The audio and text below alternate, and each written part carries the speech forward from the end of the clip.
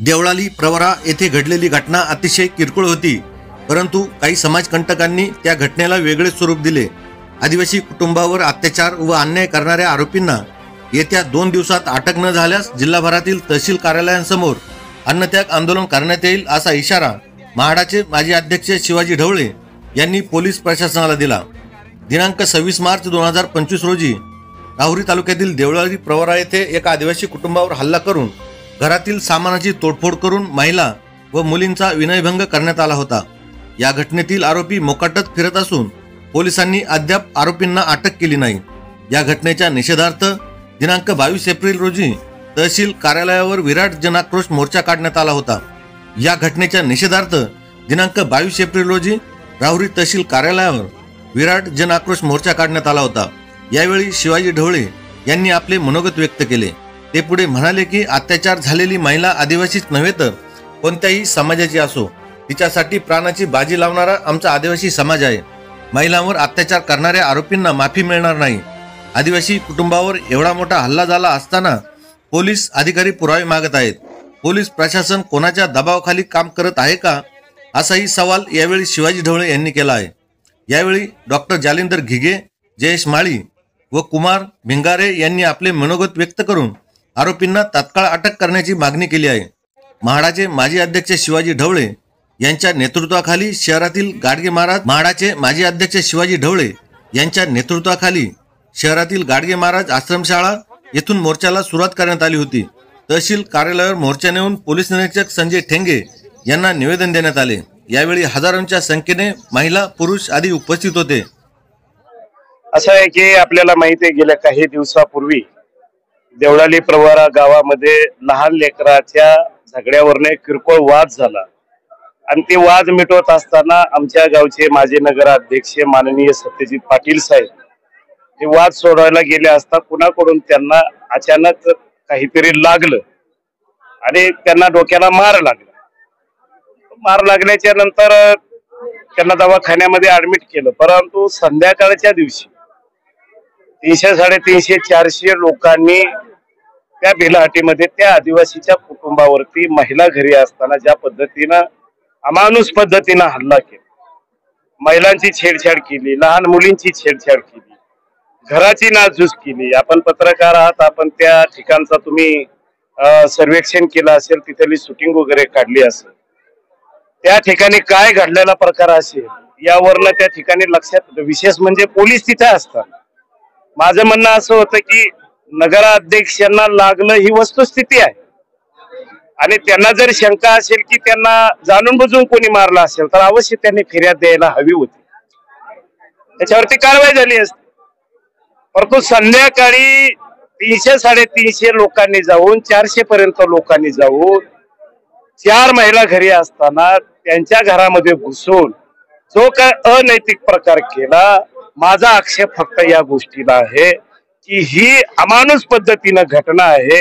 मी आपल्याला तिथले काही CCTVचे फुटेज ऐकवले, तिथल्या महिलांचा ओरडण्याचा आवाज, तिथं घडलेला प्रकार, तिथली त्या वेळेची त्या परिस्थिती काय असू शकते याच्यावरनं आपण अंदाज काढू शकतो।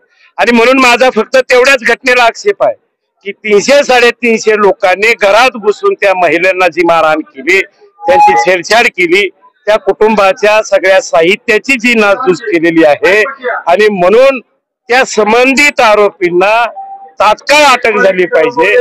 पोक्सो सारखा, अॅट्रॉसिटी ऍक्ट सारखा गंभीर गुन्हा दाखल असताना आरोपी फरार आहेत आणि म्हणून पोलीस कुणाच्या आदेशाची वाट बघतायत आणि म्हणून या पोलीस स्टेशन आमच्या संशयाच्या भोवऱ्यात आहे आणि म्हणून आम्ही त्यांना 2 दिवसाची मुदत दिलेली आहे की संबंधित आरोपीला अटक झाली पाहिजे। राहुरीमध्ये सुरू असलेलं